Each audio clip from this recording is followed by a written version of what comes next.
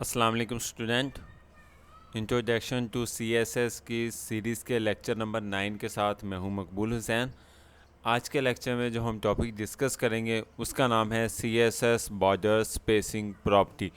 यानी जब हम बॉर्डर बना लेते हैं, यानी जब हम एक टेबल बनाते हैं, टेबल्स का बॉर्डर भी बन जाता है, तो टेबल्स की जो रोज़ और कॉलम होती हैं उनके दरमियान में अगर हमने स्पेस करनी हो, यानी हर बॉक्स को अलग-अलग करना हो, तो वो किस तरह करते हैं, तो आज के लेक्चर में हम सीखते हैं। तो हमारे साथ आइएगा। सबसे पहले हम डेफिनेशन देखते हैं। This CSS property used to set the distance between the border of the adjacent cells in the table। यानी जो हमारे सेल्स हैं उनको, उनके बाजर जो हैं उनको सेपरेट करने के लिए, यानी उनके दरमियान में फासला रखने के लिए हम CSS बाजर स्पेसिंग प्रॉपर्टी इस्तेमाल करते हैं। तो it applies only when the border कैप्स लॉक property is to the separate. तो यानी ये उस सूरत में होगा जब जो है ना वो जो बाजर होंगे वो सेपरेट होंगे, यानी अगर जुड़े होंगे फिर तो हम स्पेस दे ही नहीं सकते। तो यानी जब सेपरेट होंगे, अलग-अलग होंगे, तब हम उनकी स्पेसिस दे सकते हैं। तो there will not be any space between the border if the border collapse is to be collapse. यानी अगर वो कोलैप्स होगा, आपस में जुड़े होंगे, फिर तो हम किसी सूरत में उनको स्पेस नहीं दे सकते। तो it can be define as one और two values for determine the vertical as horizontal. यानी इसमें एक वैल्यूज़ भी दे सकते हैं, दो वैल्यूज़ भी दे सकते हैं, यानी हॉरिजॉन्टली और वर्टिकली। यानी अगर जब हमने एक एक बाजर से दूसरे बाजर, यानी एक सेल से दूसरे सेल्स में अगर स्पेस देनी है, तो वो हॉरिजॉन्टली भी स्पेस दे सकते हैं और वर्टिकली भी हम स्पेस दे सकते हैं। यानी ऊपर से नीचे के दरमियान में इतना फासला हो, या लेफ़्ट टू राइट जो है ना वो इतना फासला हो। तो van only one values is specified then the set both horizontal and vertical। यानी अगर हम एक वैल्यू सेट कर देते हैं, मिसाल के तौर पर हम चाहते हैं कि 5px हो जाए, तो दो हॉरिजॉन्टल में भी 5px होगी और वर्टिकल में भी 5px होगी। हम अलग-अलग भी दे सकते हैं और इकट्ठी भी दे सकते हैं। तो इसका सबसे पहले हम सिंटैक्स देखते हैं कि हम लिखेंगे कैसे। तो सबसे पहले बाजर स्पेसिंग लिखेंगे, उसके बाद लेंथ होगी, तो उसके बाद इनिशियल होगा और इनहेरिटेंस होगा। तो ये क्या चीज़ होती है, इनके बारे में हम डिस्कस करते हैं। The values of this CSS property are define as follow. सबसे पहले लेंथ।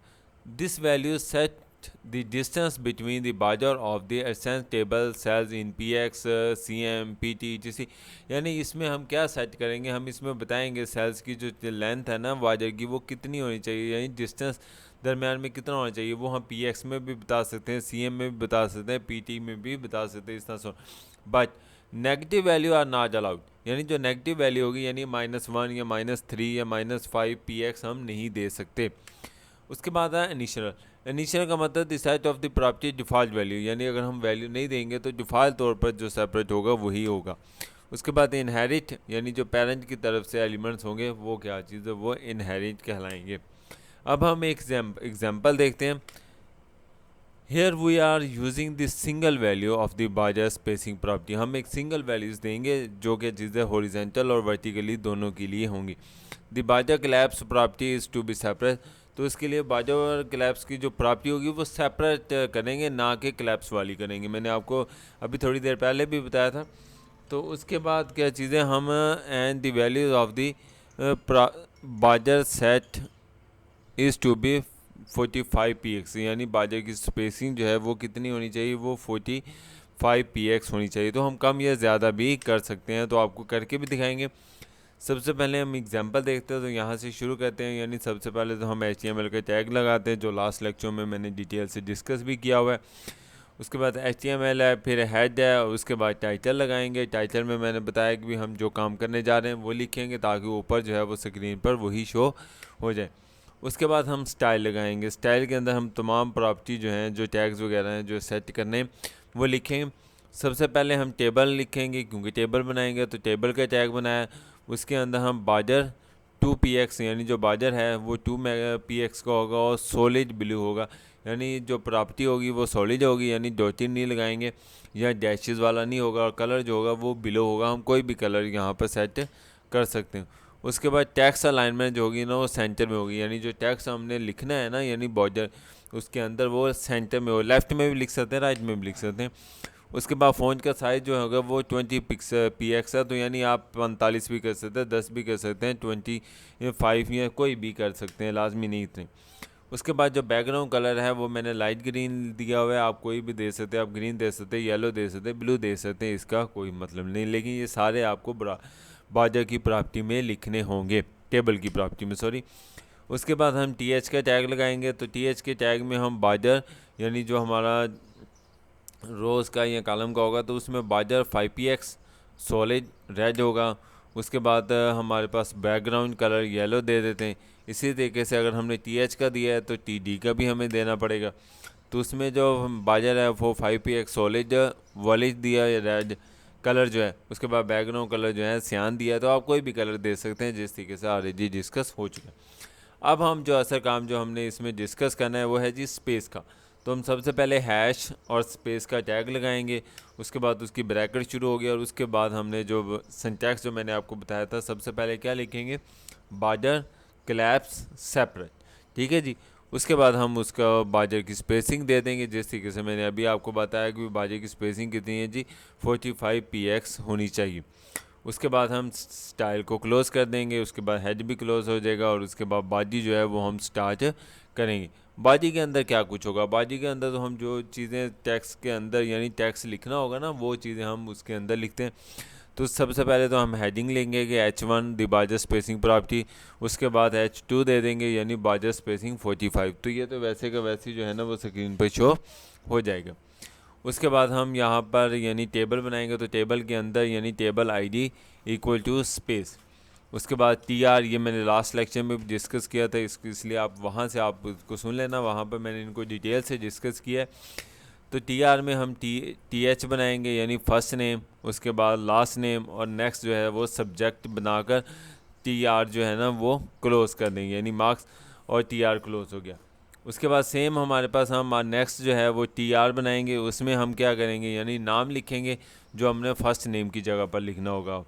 उसके बाद हम TD, फिर TD, और इसी तरीके से TD यानी मार्क्स नंबर लिखकर TR जो है ना वो क्लोज़ कर देंगे। नेक्स्ट हमारे पास सेम ये हमारी एक प्रॉपर्टी होगी। अब इस तरीके से हम दूसरी प्रॉपर्टी यानी TR, और उसके अंदर मोहम्मद नाम, और उसके बाद क्या चीज़ें हम मार्क्स लिखकर TR को भी क्लोज़ कर देंगे। नेक्स्ट हम इसी तरीके से अगर तीसरी रोज़ डालना चाहते हैं तो यानी TR स्टार्ट करेंगे, TD मकबूल, उसके बाद TD हुसैन, उसके बाद हम क्या चीज़ें यानी TD में मैथ लिखेंगे सब्जेक्ट का नाम, और उसके बाद मार्क्स लिखकर उसे क्लोज़ कर देंगे। TR भी क्लोज़ हो गया। अब उसके बाद हमारा जो टेबल है, टेबल का टैग जो है जो हमने यहाँ पर शुरू में स्टार्ट किया था वो यहाँ पर क्लोज़ हो गया, और उसके बाद बॉडी को भी क्लोज़ कर दिया, और HTML भी हमने क्लोज़ कर दिया। तो ये तक भी यानी प्रोग्राम किस तरीके से बना है, हम इसको अभी आपको बनाकर दिखाते हैं किस तरीके से, यानी हम इसको रन करेंगे तो आउटपुट किस तरह की आएगी, तो अभी देखते हैं जी। हम सबसे पहले इसको कॉपी करते हैं ताकि आपको यानी यहाँ पर हम जो मैंने अभी आपको समझाया, ये देखें हमारे पास यही प्रोग्राम, मैं इसको कॉपी करता हूँ,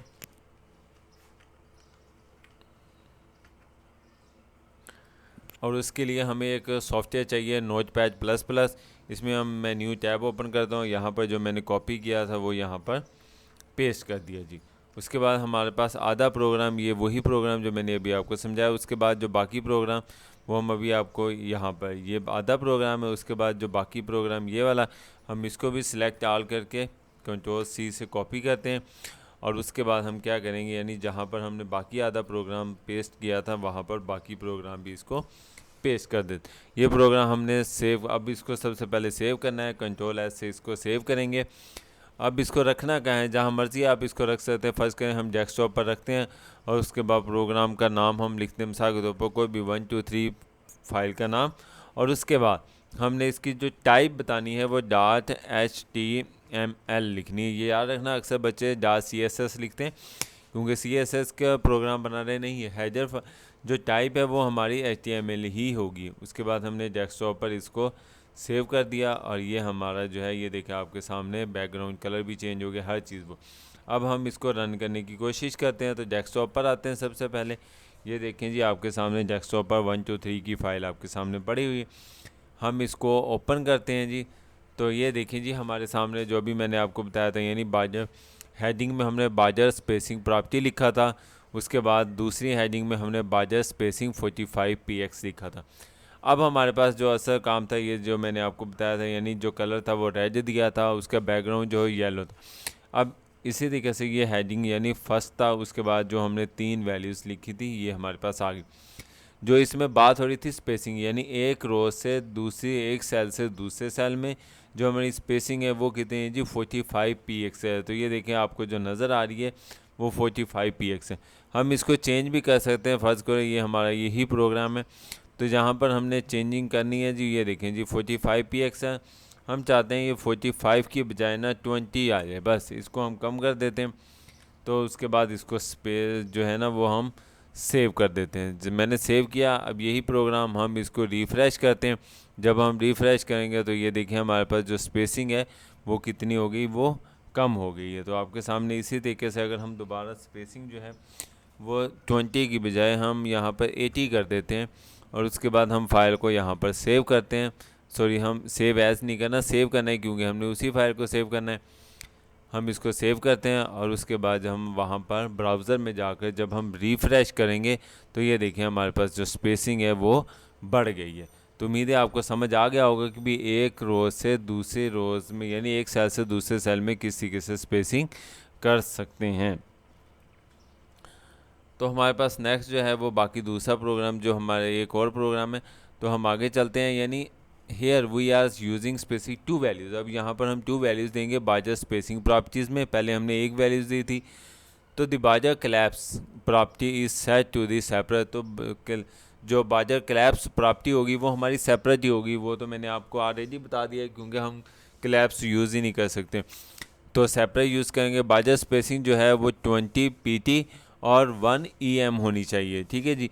तो ये हमारे पास द फर्स्ट वैल्यू जो है ना 20 pt set to the horizontal, यानी हॉरिजेंटली तौर पर देखा जाएगा तो 20 pt होगा और स्पेसिंग होगी। और जबकि एंड वैल्यू जो होगी 1 em spacing of the vertical spacing, ठीक है। तो वर्टिकली देखा जाए तो वो कितनी होगी, 1 em होगी। सेम प्रोग्राम हमारा उसी तरीके से होगा जिस तरीके से ये अभी आपको दिखाया गया है, जो अभी मैंने आपको समझाया था। ये देखें आपके सामने कोई चेंजिंग नहीं है, यहाँ तक वही की वैसी वैसी की वैसी चलती चली जा रही है यहाँ तक। अब हम जब स्पेस देंगे, यानी स्पेस का टैग लगाएंगे, तो वहाँ पर हम चेंजिंग करेंगे। वहाँ पर बाजर स्पेस क्लैप्स वहाँ पर वैसे के वैसे ही आ गया। यहाँ पर जो हमने प्रॉपर्टी सिर्फ 20, पीछे वाले में 45 px दी थी, यहाँ पर हम क्या चीज़ है 2 स्पेसिंग देंगे और उसके बाद हम स्टाइल बॉडी और प्रॉपर्टी जो है वो क्लोज़ कर देंगे। और इसके अलावा पूरे प्रोग्राम में कहीं भी बाकी सारे का सारा प्रोग्राम वैसे का वैसे ही है, ठीक है जी। जो अभी मैंने आपको समझाया था, उम्मीद है आपको ये चीज़ समझ आ गई होगी। तो हम इसको क्या चीज़ें, यानी आगे हम वही इसको चेंज करके देख लेते हैं। यानी जो लाइन हमने यहाँ पर लिखी है तो हम इसमें देखते हैं जो लाइन थी, यानी फ़र्ज तो कौन सी लाइन हमने, ये देखा जाए तो सिर्फ ये वाली लाइन जो है वो हमने चेंज की है। तो इसको फ़र्ज़ करो हम कॉपी कर देते हैं ताकि आपको पूरा का प्रोग्राम समझ आ जाए। तो सेम सेलेक्ट आल किया, प्रोग्राम को हम नोट पैड में ओपन करते हैं, यानी न्यू, यहाँ पर फाइल न्यू बनाते हैं। यहाँ पर मैंने फ़ाइल को पेस्ट कर दिया। इसके बाद जो दूसरी, यानी जो बाकी प्रोग्राम है, ये हमारे पास बकिया प्रोग्राम है। जब हम इसको कंट्रोल C करके कंट्रोल V करते हैं और इसके बाद जब हम इसको वही प्रोग्राम जो बाकी हम बकिया प्रोग्राम में हम इसको पेस्ट कर दें, ठीक है। जब हम इसको सेव करते हैं तो वो आपसे पूछता है जी फाइल की नाम पूछता है। तो हम यहाँ पर पहले 1 2 3 दिया था, हम कोई भी 1 दे देते हैं, लेकिन .html लिखना है जी। उसके बाद फाइल की प्रॉपर्टी जगह बता दी और उसके बाद सेव बता दिया। अब हम इसको देखते हैं जी, यानी स्पेसिंग में ये देखिए आपके सामने 1 1 1 आ चुका है। हम इस पर डबल क्लिक करते हैं तो ये आपके सामने देखा जाए तो ये हमारे पास जो है ना, यानी स्पेसिंग देख, यानी 20 pt लेफ़्ट टू राइट और इसी तरीके से 1 em जो है वो स्पेसिंग आ चुकी है। उम्मीद है आपको आज का लेक्चर समझ आया होगा। अगर किसी भी टॉपिक समझ ना आई हो तो हम उसे इस ईमेल एड्रेस पर, या जो मेरा यूट्यूब का चैनल है कंप्यूटर ट्यूटोरियल हब, इस पर कमेंट्स करके पूछ सकते हैं। अपना ख्याल रखिएगा। अल्लाह हाफिज़, फ़ी अमानिल्लाह।